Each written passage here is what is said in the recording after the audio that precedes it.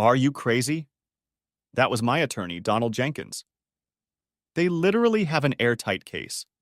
There are probably a dozen witnesses, including your wife, not to mention very clear video from not one, not two, but three separate security cameras, and all in the damn daily.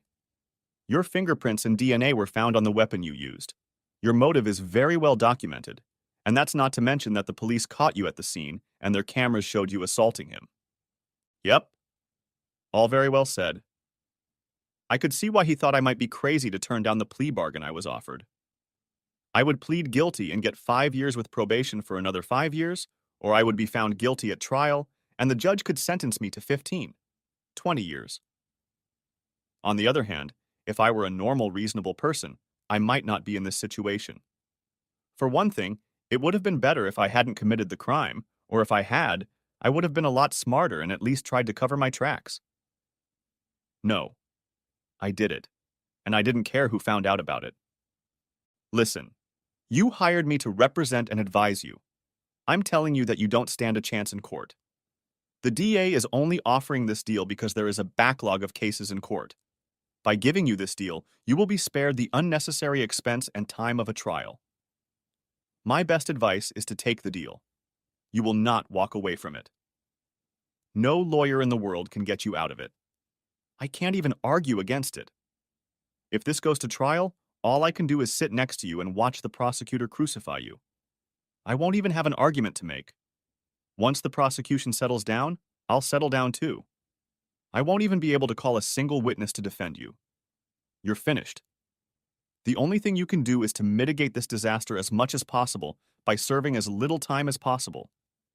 Going to court will cost you a hell of a lot of money, only making things worse for yourself. So, counselor, when is the trial? How long will it last? And how long after that before sentencing? I asked. His eyes sort of glazed over as he tried to come to terms with the fact that I just didn't care. Because of the backlog in the case, the trial will be in about 6 months. Before that, there will be arraignment hearings, evidentiary hearings. I'll have motions to be heard, the prosecutor will file motions, and a few other things. All I can do is try to delay the trial, but that won't change anything. Fine, you need to call my sister and let her know what my bail will be. She'll bail me out. It won't be cheap. Not your problem. Also send her your bills. She'll take care of them. He walked away. I'm sure he was thinking about getting a psychiatric evaluation. Maybe he could get me an insanity defense. I was fine with that. I didn't mind paying him more money for doing the best he could, not that it mattered. You're probably wondering what's going on. Let me go back a couple months. So, my name is Dan Malloy. I am 56 years old and I live with my beautiful and loving wife, Kimberly. We have been married for 25 years and we have 2 wonderful daughters, Gina and Susan. Gina is 22 years old and is in college. Like me, she is studying mechanical engineering. Sue is 20 years old and is studying business administration. They plan to take over my firm when I retire. It is a small firm and we are by no means rich, but we are quite comfortable. We have our own house, we still pay for it, but only have a few years left. We drive decent cars, even if not the most luxurious. I've made sure to set aside enough money in investment accounts to retire well when I turn 65. Kimberly has been a stay-at-home mom since Gina was born. When both children went to school, she began volunteering at various charitable organizations so she could get out of the house while the girls were in school. When Sue left for college, her volunteer hours increased to compensate for the empty family. I didn't mind this and even encouraged her. It made her happy and also allowed us to attend a few more evening events. Kim and I had an amazing life as we dated, got engaged, and then married. Having kids slowed our life down a bit, but it was still pretty frequent and exciting. As the kids grew up, our responsibilities increased, and we got older, things became less exciting and less frequent. Still, we did it probably 2 or 3 times a week. No, it wasn't as adventurous as when we were younger, and it was pretty predictable. It all came crashing down on a bright fall morning. I had been to the doctor the week before to have some tests done. I had been feeling wrecked and somehow unimportant for quite some time. It seemed like I was tired all the time. Kim noticed this and hounded me until I gave up and made an appointment. I was mortified when I walked out of the office. The test results were in. I decided that I was not going back to the office that day. I needed somewhere to go and think. I needed to make plans and decisions. I also needed to think about what I would tell my wife and daughters. I was heading to a small sports bar that I liked to eat a hamburger and drink some alcohol while I mulled over the news. I was standing at a stoplight at a local college when I noticed my wife's car pulling out of it. This was not unexpected. One of her volunteer activities was tutoring at the college. She had earned a degree in English before we were married and had always loved literature. When she had free time, she tutored some students on campus. What was amazing was that she wasn't alone. Moreover, she wasn't even driving. Kim was sitting in the passenger seat, and some young and very large black guy was behind the wheel. I was 2 cars behind them, and they didn't notice me. Even from the quick glance I got, it was obvious that Kim was focused on the kid who was driving. It all seemed wrong. Since they had turned onto the road in front of me and in the same direction, I decided to follow them. I made sure there were at least 2 cars between us, but that didn't matter. 5 minutes later, I watched them pull up to an inexpensive motel. When they turned right to enter the motel parking lot, I turned left into the mall parking lot. I was just pulling into a parking space off the street when I saw them leave her car and enter the motel lobby. A few minutes later, I watched them walk across the balcony on the second floor and enter the room. It didn't take a rocket scientist to realize that they weren't studying literature there, more like anatomy. It wasn't until 2 hours later that I saw them leave the room. By this time, I had my digital camera ready. I always carry a camera with me because sometimes I need to take pictures of projects to document the issues being raised. I turned on the zoom lens to take detailed pictures. He kept his hand on her ass as they walked back to the lobby. This time I recognized the asshole. He was the star of the varsity football team. He was a senior this year, and scouts from all the NFL teams watched him every game. In most drafts, he was picked in the middle or late first round. Even the most critical analysts predicted that there was no way he would go further than the second round. The guy was going to be an undeniable star in the NFL. I'm a bit of a football nut, so I like to follow the games and analyze them. It helps a lot during betting pools and betting on games. I win a lot more often than I lose. So screw it, that bitch is cheating on me. That's a total screw-up for me. We've had this discussion a couple times. Renounce all others means something to me.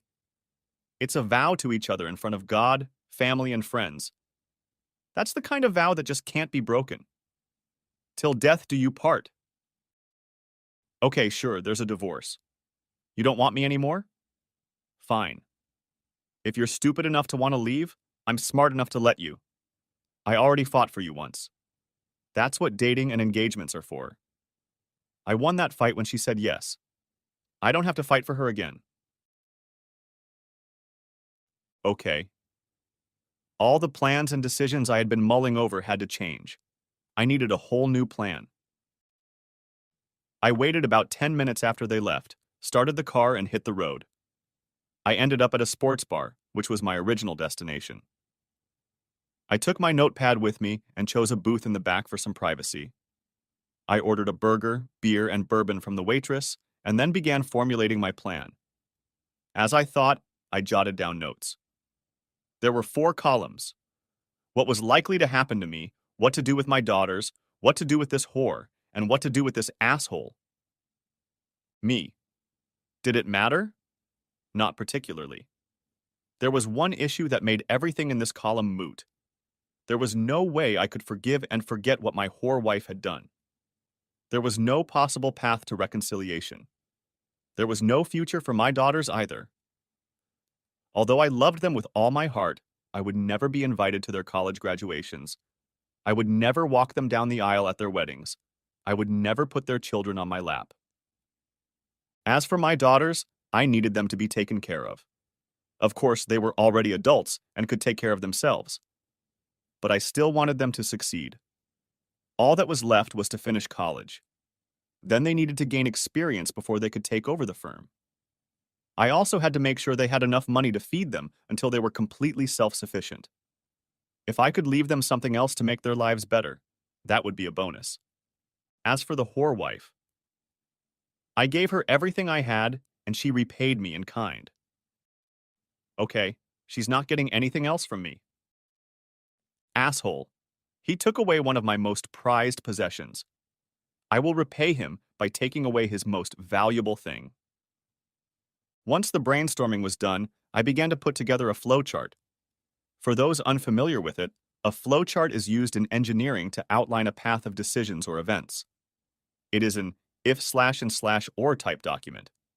You start with the first step. This step has two outcomes. If yes, do this, or if no, do this. Things expand from there. The result of each step leads to the next step until the problem is solved. This can be used to logically solve almost any problem.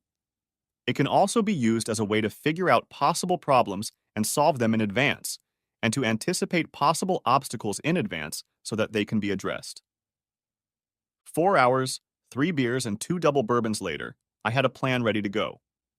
Unfortunately, 3 beers and 2 double bourbons later, I was in no condition to deal with this whore.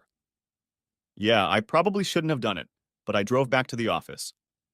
I was far from intoxicated. I'd had 5 drinks in 4 hours, so I didn't feel that bad. Still, I was probably over the legal limit. At the office, I got a small room with a bed and a bathtub. It was handy for those long nights when I was under a deadline and had to work late into the night. I used it quite often, but it wasn't a regular occurrence. I sent the slut a quick message saying I was on a deadline and there were some problems. I had planned to have a long night and just spend the night at the office. The next morning, I got up and continued with my plans. By noon, I had everything mapped out step by step. By the end of the day, I went over each step, detail by detail, and made changes when I found small flaws. I decided I had 30 days to get everything done before the last step. I stayed 2 hours later than usual, rearranging the steps to meet the deadline before heading home. By this time, I had enough control over my emotions to act normal. I had also figured out how to explain to my wife why I was so exhausted and what the doctor had said. Basically, I was going to tell her that age and overwork were starting to take their toll. He advised me to cut back a little on my workload and exercise more. I would never go near that cesspool again, but she didn't need to know that. I managed to have a normal evening at home. I didn't have to pretend to be tired. I really was tired. Kim tried to be affectionate, but I was too exhausted from the mental strain and restless sleep of the previous night. She asked about a project I was working on, and I told her some nonsense about an urgent project whose parameters had changed. She had never gotten into company business, so I could tell her anything and she would believe me. The next morning, I was up early. I had some appointments to make and people to talk to. I should probably mention that the business, like almost everything we owned, was in my name only. Yes, we opened the business after we got married, but the income and authority was in my name only. The business was in my name as the sole proprietor. Kim's name was not on any of the paperwork. As for our house, again, the title and mortgage were in my name. It was easier that way. Kim had no income, so it only lowered her credit score. It didn't matter at that point because we planned to spend the rest of our lives together. Even if something happened to me, Kim would be the heir. I even made a will stating that. By the end of the week, the new will was signed and notarized. I also hired a private investigator to follow my wife and gather more evidence of what she was doing. I had no doubts, but the girls would need more concrete evidence. That was the easiest step. Next would be a little more complicated and would require the help of not only lawyers, but businessmen as well. "Carly, how's my favorite sis doing today?" I said when she answered the phone. "I'm damn well better off being your favorite sister, since I'm the only sister you've got, asshole," she replied. "So, what do you want?" "What do I want?" "I'm deeply offended that you immediately assume I want something when I call you." "Yes, yes, yes, yes. When you start a conversation with that favorite, you always want something. What is it?" "Well, aside from your sarcastic remarks, I do want to see my favorite and most beautiful sister. It's been a while, and I thought you might want me to buy you lunch tonight. Oh, shit. This is worse than I thought. Favorite, beautiful, and you're buying. Wait until I look up at the sky and see if the four horsemen of the apocalypse are approaching. My sister and I got along great. We were pretty much all we had left after our parents died. She divorced her cheating husband about 5 years ago. She has since gone back to school and gotten her MBA. She now works as an account manager for a manufacturing firm in town. This was one of my clients. Truth be told, she was too smart for the position and only needed experience and time to become a VP. Had she gotten her MBA and started working for them right out of college, she might well have been a CEO by now. Instead, she'd married the jerk and fallen out of the labor force for a while. Seriously, Carr, I really need your help. I need to meet with you today. Take the entire afternoon off and meet me at Hammerhead's at 11 o'clock. My voice was desperate, and I'm sure she could hear the crack in it. Oh, shit. It's bad, isn't it? It's worse than you can imagine. Please, Carr. Of course, big brother. I'll be there. Not only are you my big brother, but we both know I owe you everything for what you've done for me. You don't owe me anything, sis. I did what I did because you're my family. You needed help, and I just did what family does. Okay, then I'll do what family does this time. And I was sitting at the same table in the far corner when she walked in. The hostess pointed in my direction, and she came over and sat across from me. Do you have to come back today? I asked. No, you asked me to take the day off, so I did, she replied. Hearing this, I handed the waitress our order. I knew what she liked, so I just ordered for both of us. Bourbon at a time like this? Damn, this must be the apocalypse. Quite, I replied. Okay, Carly, here's the thing. You know I wanted you to come over to work for me. I understand that you want to be independent and earn your own money. You think working for your family is going to seem like nepotism. That's not true at all. You're very good at what you do, and you're underappreciated where you work. I really need you right now. Look, Dan, I appreciate your offer, I really do. But I'm not sure it's going to work. I know we get along great, but how will that change if you become my boss? I've heard horror stories about family members going to work for their relatives.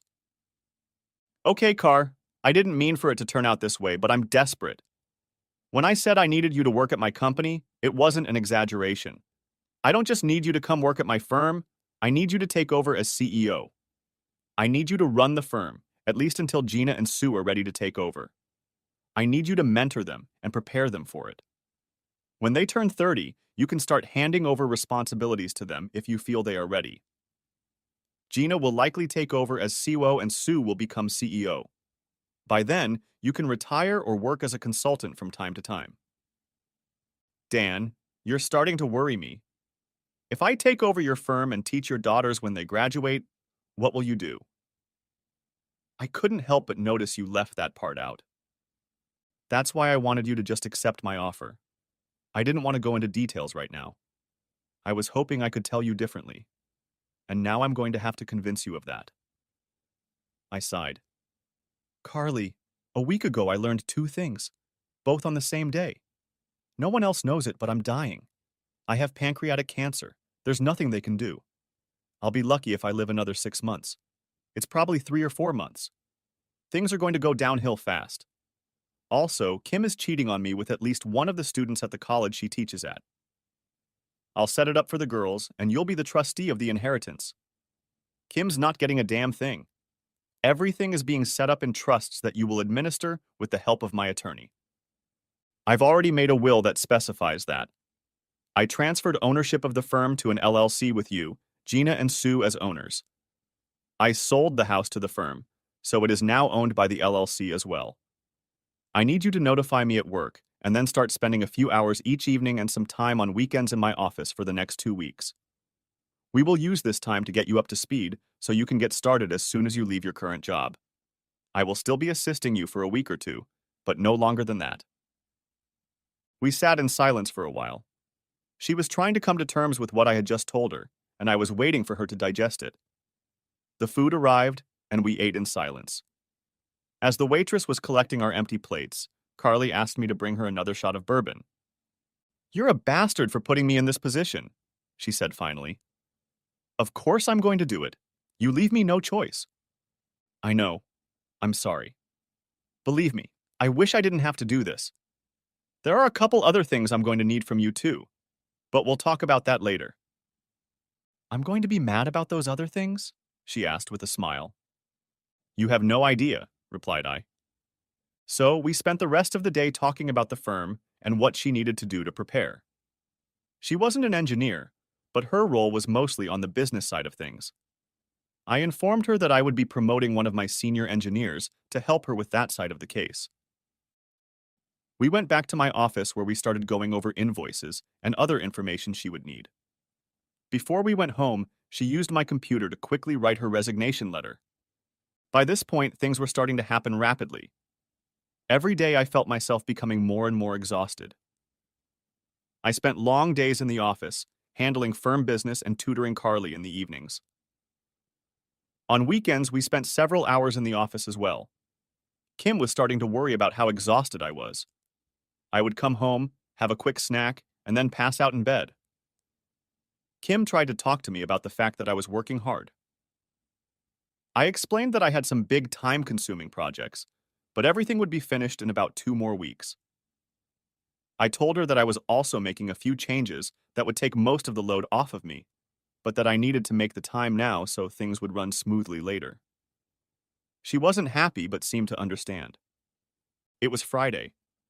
It was Kim's last day of work at her old job, and she would officially begin her duties on Monday. The private investigator had finished his work, and I was sitting in his office going over the results. She was indeed having an affair with a football player.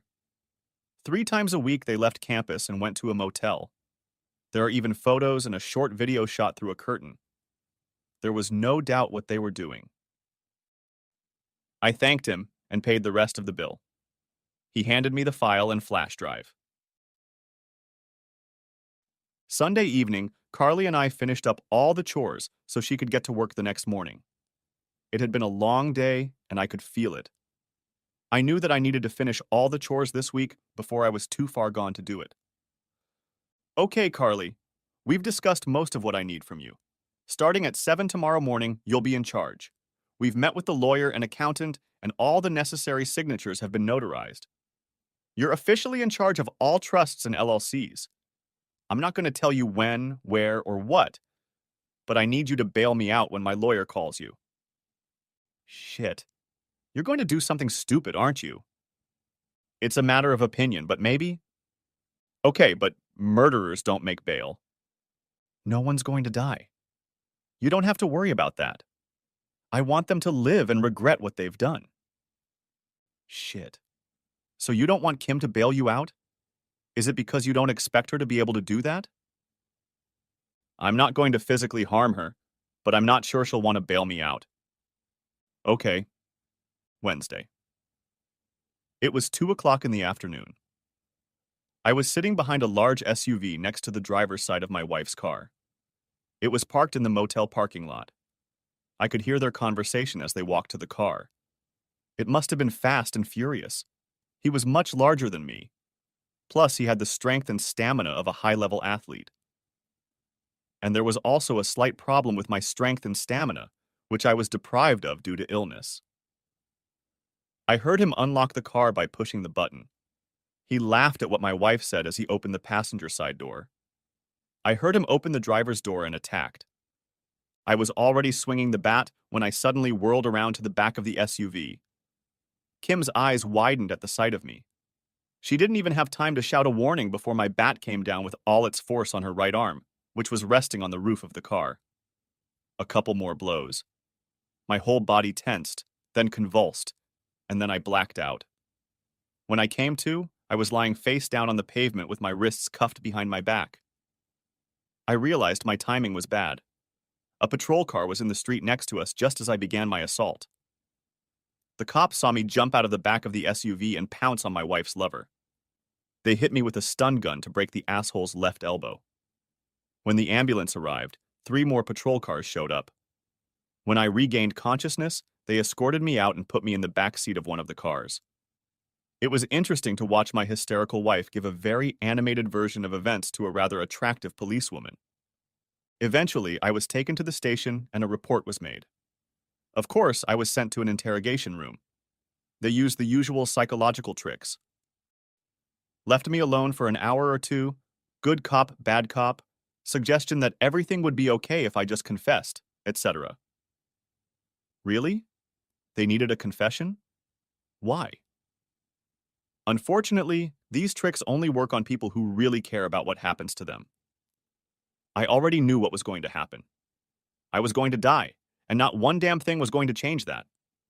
The DA had a win-win case, and she knew it. She also had a huge backlog of cases as the Crown virus depleted the ranks of judges, jurors, and other support staff. Why waste time on that? The outcome of the case was a foregone conclusion. She made an offer. My lawyer presented it to me. I turned it down. Now we're back to the beginning of the story. Are you crazy? That was my attorney, Donald Jenkins. They literally have an airtight case. There are probably a dozen witnesses, including your wife, not to mention very clear video footage from not one, not two, but 3 separate security cameras, all in the goddamn daily. Your fingerprints and DNA were found on the weapon you used. Your motive is very well documented. And that's not to mention that the police caught you at the scene and their cameras showed you assaulting him. Yep. All very well said. I could see why he thought I might be crazy to turn down the plea bargain I was offered. I would plead guilty and get 5 years with probation for another 5 years, or I would be found guilty at trial, and the judge could sentence me to 15, 20 years. On the other hand, if I were a normal, reasonable person, I might not be in this situation.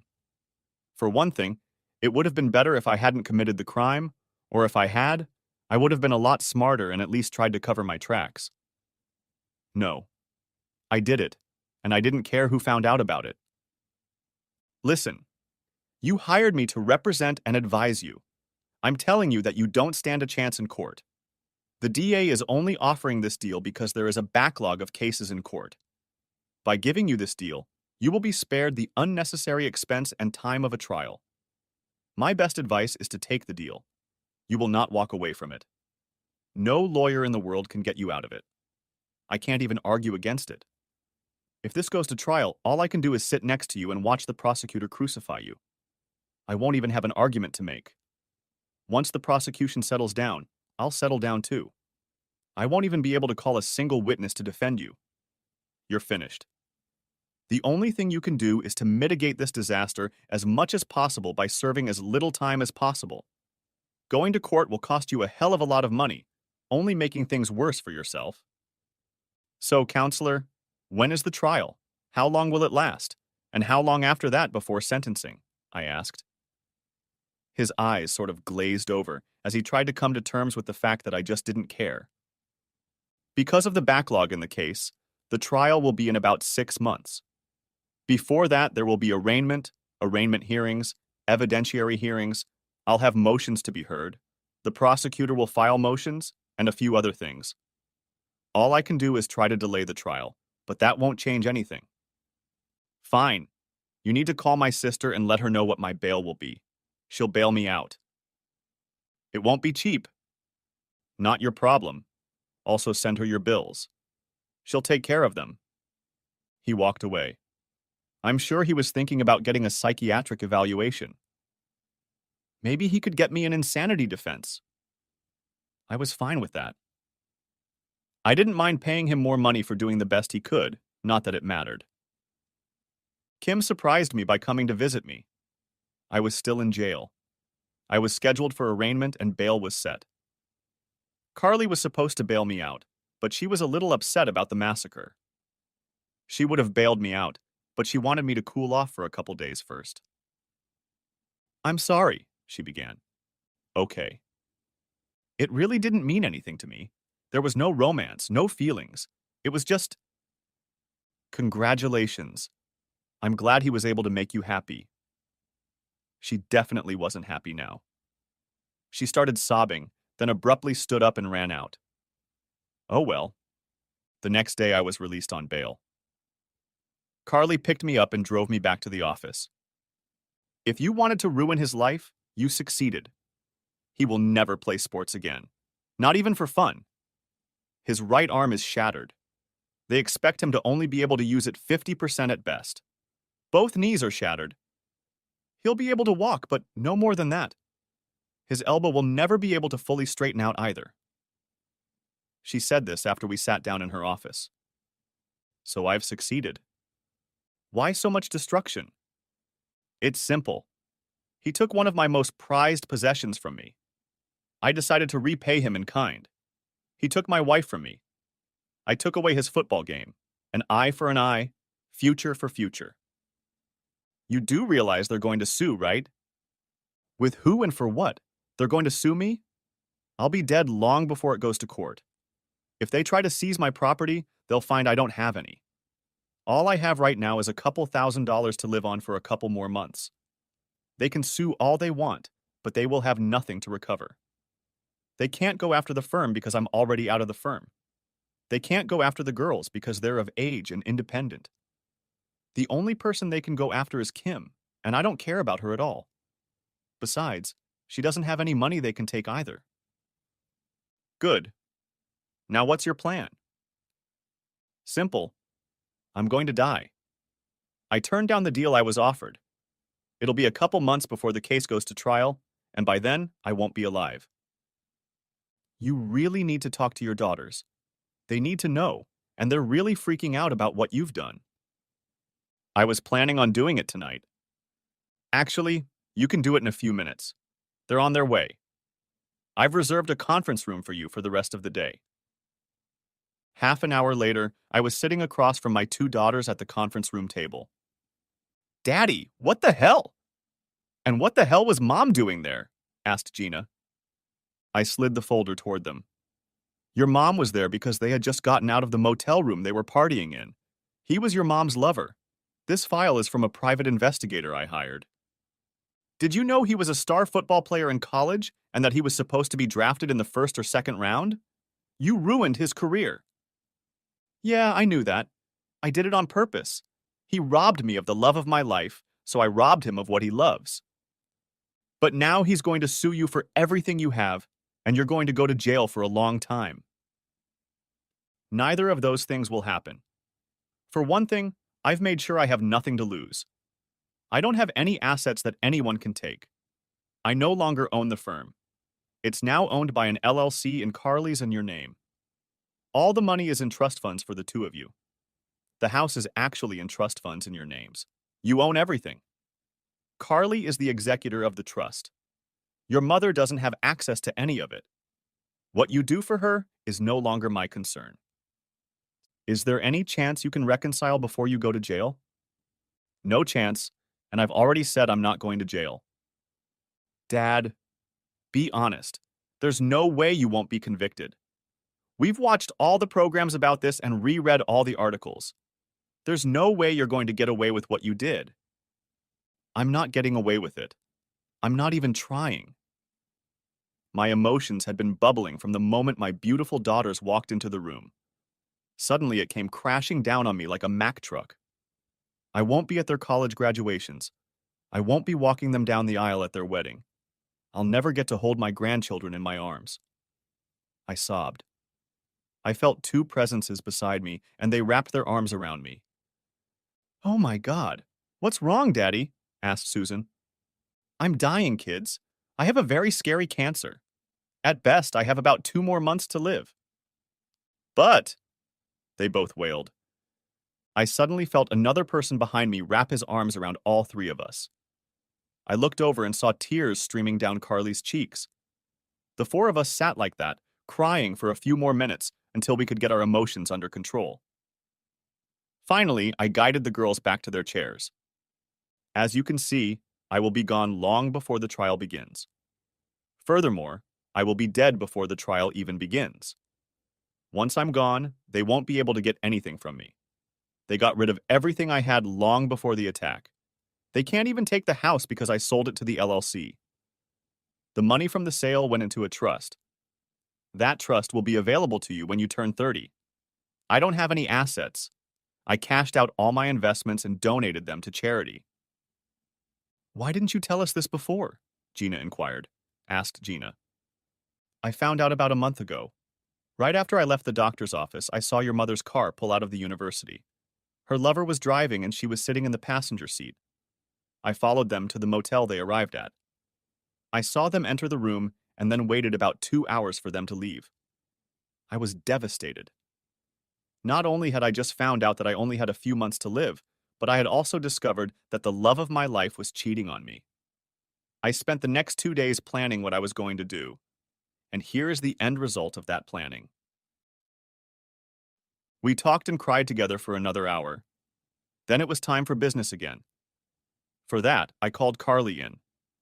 We discussed the firm's new organizational structure. When Gina graduates, she will start working with the engineers. She will be involved in all projects and attend management meetings. When she gets her PE license, she will be given her own projects to manage. In time, she will begin to help Carly run the company. It is anticipated that by the time she is 30 years old, Gina will be able to assume the position of Chief Operating Officer. As for Sue, she will become Carly's assistant after graduation.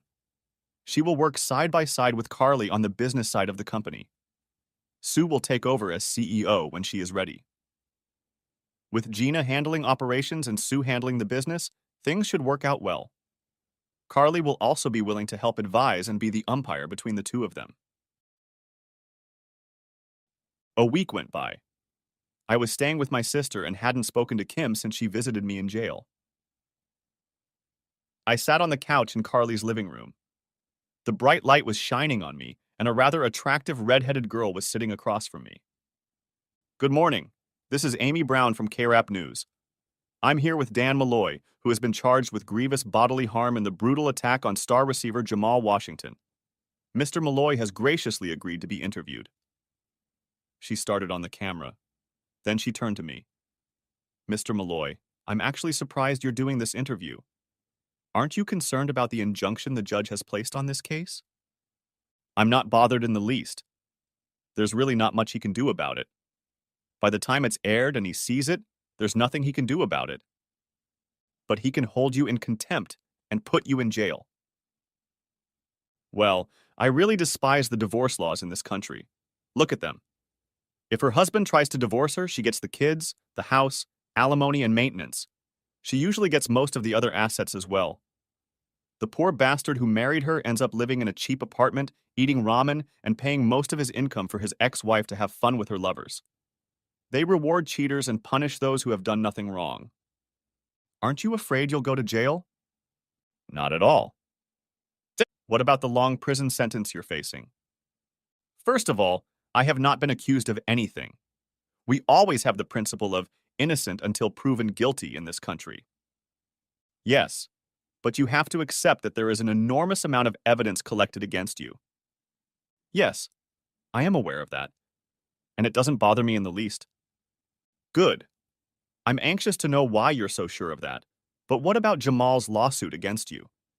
From what I understand, he's demanding over $40 million for lost income, pain, and suffering.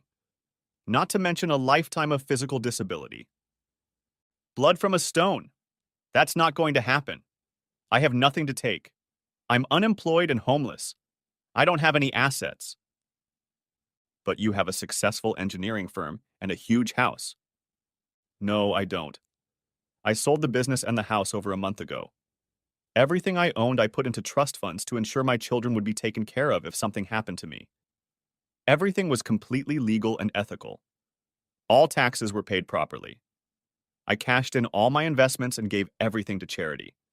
I don't even have a paycheck to confiscate. Good. Let's get back to the assault.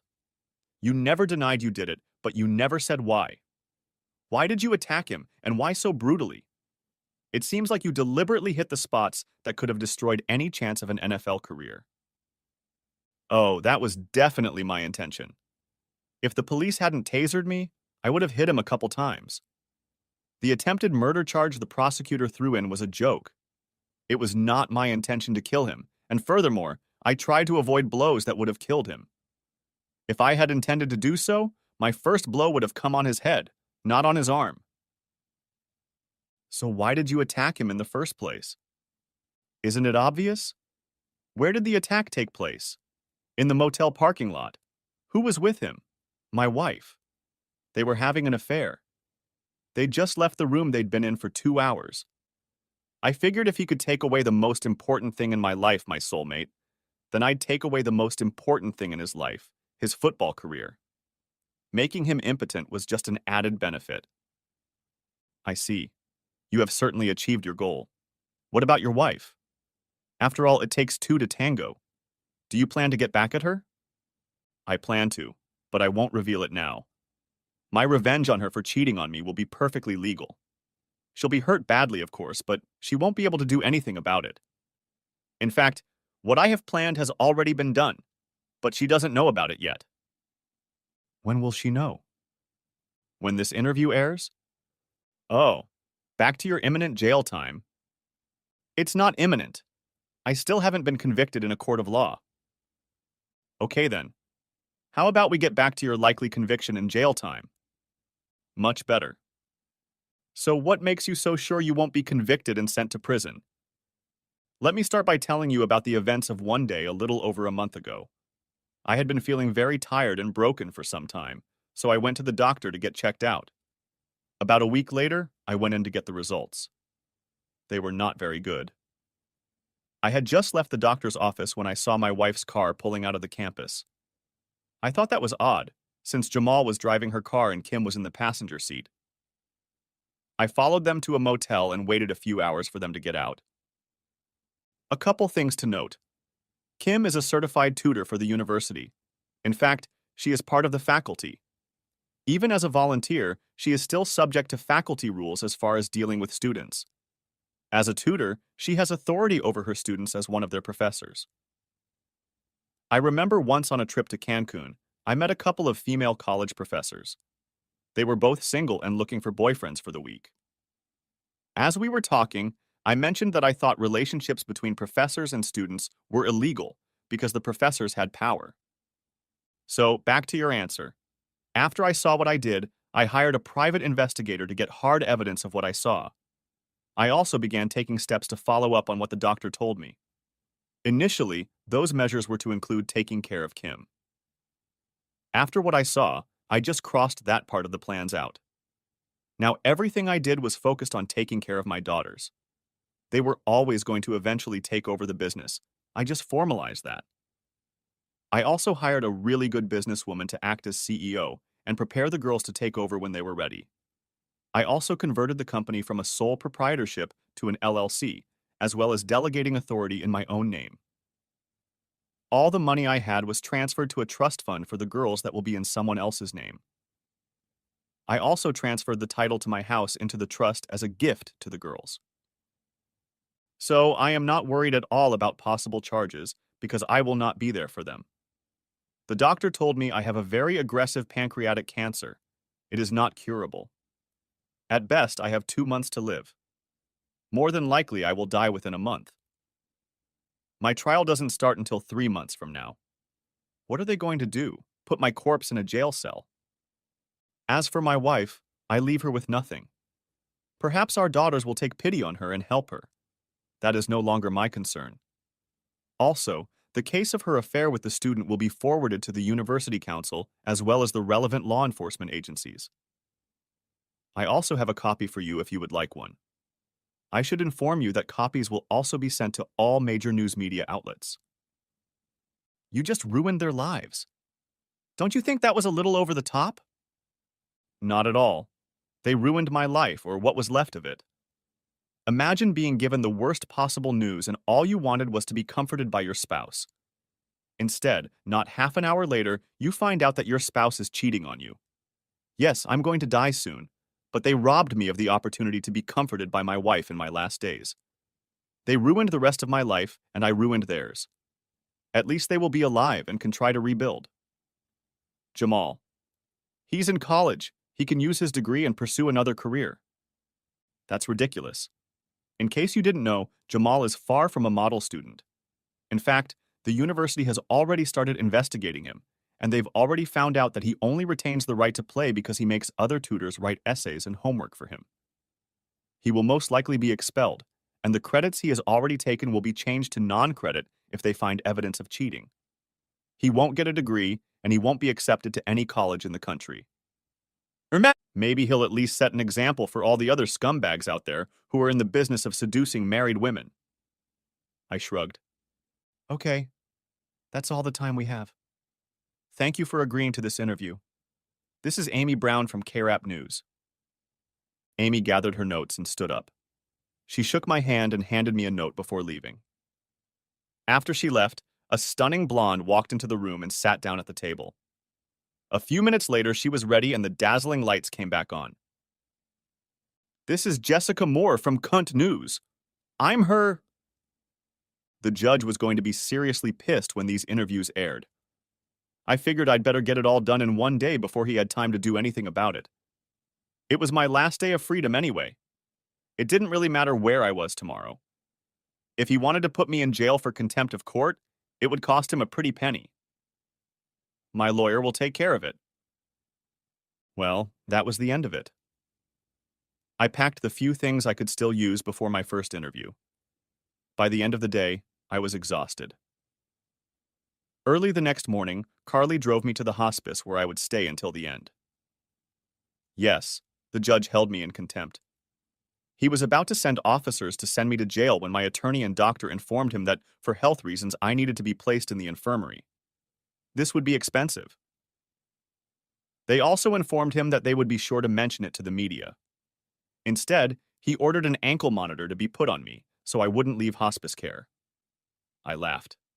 I had nowhere to go anyway. Carly and the girls visited me almost every day. I realized they couldn't always make it, but they were there for me when they could. Sometimes I was able to video chat with them.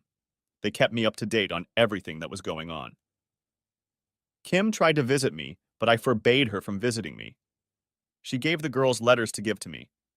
They handed them to me when they arrived, and after they left, I just threw them in the trash. I wasn't interested in anything she said.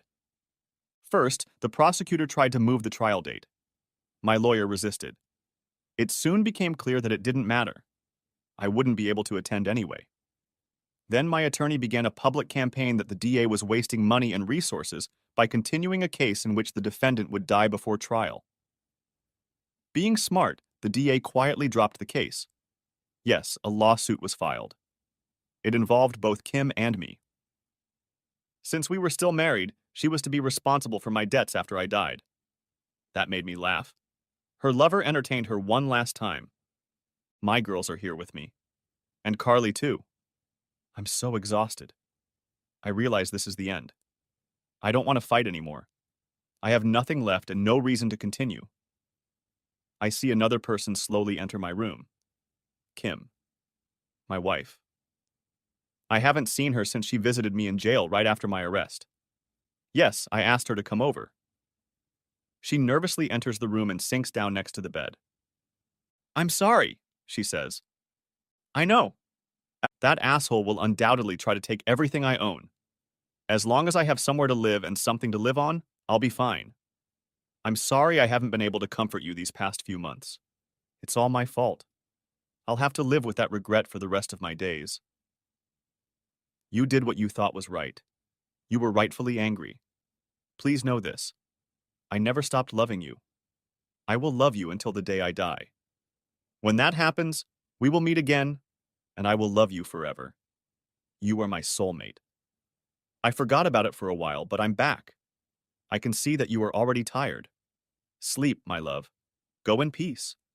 We shall meet again. Daddy drifted into sleep. We all watched his breathing slowly slow down until it finally stopped. The beeping of the machines turned into one sound, and Daddy was gone. I'm Gina. The last conversation was written by me. I found Dad's notebook after they came and took his body. I read what he had written about the events of the last months of his life. After discussing it with Mom, Carly, and Sue, we decided that I should finish his story.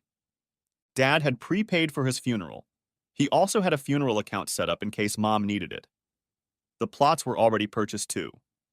We decided to have a private ceremony. It was family only, but we agreed that 2 reporters could attend and videotape. We insisted that they not make a scene. It was great, and Amy and Jessica behaved very respectfully. I have to giggle a little because I later found out that Dad met with both reporters, separately, in a hotel room for one last fling before going into hospice care. Jamal did file a lawsuit against Dad's inheritance, though. As you already know, there was no inheritance. They tried to press the business and trust funds, but we were able to get those lawsuits dismissed. Dad had nothing to do with the firm at the time of the attack, and the trust funds were untouchable. Besides, Carly, Sue, and I weren't involved in anything. Things were not so rosy for Mom. She was foreclosed on to the tune of $20 million.